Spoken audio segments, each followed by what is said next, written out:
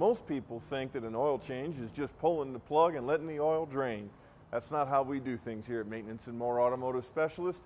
We have a comprehensive, thorough 47-point inspection that we do for your vehicle. The purpose? To catch problems when they're small so that they're cheap and easy to fix. A problem that we can find here is much easier to deal with than a problem you find out on the road.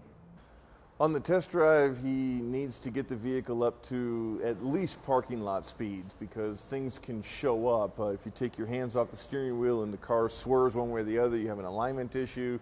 If you step on the brake and the steering wheel shakes, you have warped rotors. These types of things are not easily detectable on the rack visually. That's why the test drive is so important. He's checking the gauges and he's hooked up a scan tool looking at the computer to see if there's any obvious codes or hidden codes. He's also checking the HVAC system, make sure the AC's working, the blowers. He's looking at seat belts. What he's doing right now is recording the license plate off the back of the car. All maintenance that is performed at our shops goes through Carfax, so when it comes time to sell the vehicle, there is a history that's easily found. So what he's doing now is using what's called the dabble loop board. And since brake fluid cannot be tested visually, not legally, he actually puts a dip strip in there to see how many parts per million copper is in the brake fluid. He'll do the same thing with the coolant, and then he'll compare the color and consistency to the other fluids on the vehicle.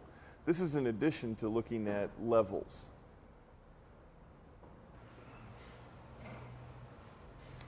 Now he takes a flashlight and he's actually going to take a look at spark plug wires. He'll look at belts, hoses, look for any kind of leaks that could cause problems or be telltale signs of future problems.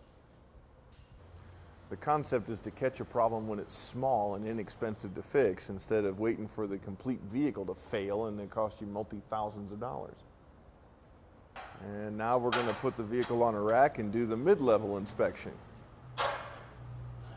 See, without somebody checking the rear brakes, how are you going to know that they're close to failure? If the shoes get completely worn out, you have to replace the drums and sometimes the wheel cylinders, and that can triple the cost of a brake job, or we can catch it simply by looking at it. First thing he's going to do is he's going to use the air gun to get quickly the first torque on them, but then he'll come back through with the torque wrench and get the actual torque. Here he's looking for differential leaks, axle leaks, exhaust leaks. Could also be fuel filter. There's things under the car as well as under the hood that get looked at every time we see the car. So now we do the actual oil change. The inspection part of it at this point goes into the service manager, and he begins to create a price quote for what is needed on the vehicle.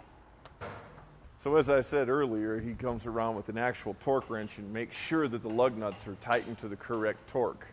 This has to be done on the ground, otherwise the wheel just spins. Now for probably the most important part of the oil change is actually new oil.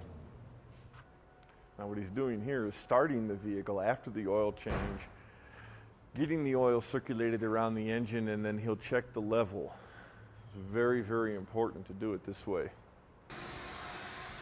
Even a light vacuuming inside the car picks up that pesky dog hair and schnipples of life that are hard to get to sometimes. We take care of that for you. And that concludes our oil change. Thank you, Carlos.